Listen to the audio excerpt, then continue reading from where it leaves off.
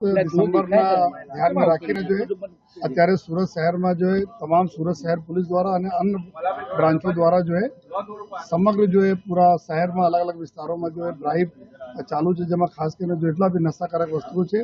એના રોકવા માટે એના વેચાણ એના ઉપયોગ કરવાવાળા લોકો ઉપર અત્યારે પોલીસની કાર્યવાહી ચાલુ છે અને અત્યારે આ ચાલુ મહિનામાં લગભગ 25 જેટલા કેસીસ કરવામાં આવેલા છે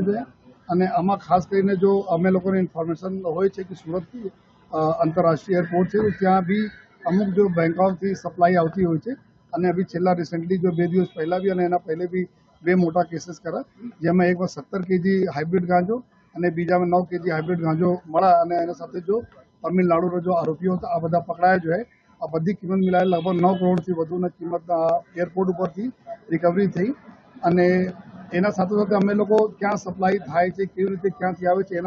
એના ઉપર બી પૂરી ટીમો આપણી કામ કરતી રહે છે અને સમગ્ર એવા વિસ્તાર ફાર્મ હાઉસીસવાળા વિસ્તાર છે, દરિયાકાંઠા વિસ્તાર છે, જ્યાં લોકો કોઈ પાર્ટી ઓટી જનરલી યોજે છે, આ બધા વિસ્તારમાં ડ્રોનથી અમે અત્યારે સર્વેલન્સ કરીએ છીએ અને આવનારા દિવસોમાં બી આપણી પાસે 1 અઠવાડિયા છે તો કડકમાં કડક આ કાર્યવાહી અમારી ચાલુ રહેવાની છે અને આપણે ઉમ્મીદ છે કે કોઈ આ પ્રકારના નશાકારક વસ્તુનું કોઈ સેવન નહીં કરે આ પ્રકારની સમગ્ર વ્યવસ્થા સુરત શહેર પોલીસ કરી રહી છે. ખાસ એરપોર્ટ